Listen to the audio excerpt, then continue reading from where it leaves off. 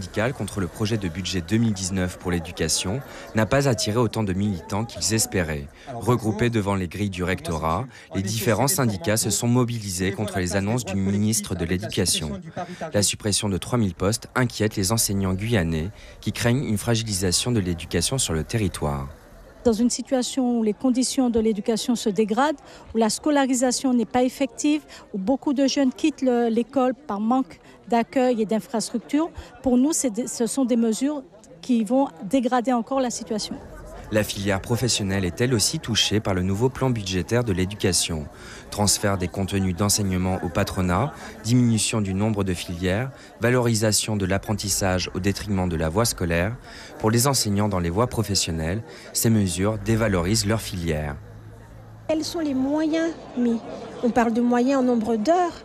Plutôt que d'avoir 1h30 avec un élève, je préfère avoir 2 heures pour lui permettre de comprendre et permettre de progresser.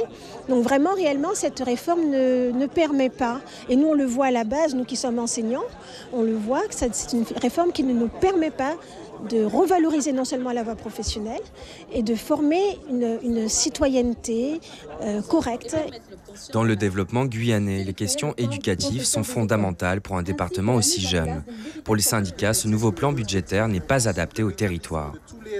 On voit bien que les choix qui sont faits aujourd'hui, alliés au fait que mes collègues le sentent bien, il y a un manque de dialogue. Là où il faudrait construire en commun, on est plutôt dans des mesures qui sont imposées et qui raidissent encore la situation. Il y a cette espèce de tension sociale sous-jacente en permanence en Guyane qui ne peut être qu'alimentée par des politiques qui sont inconséquentes.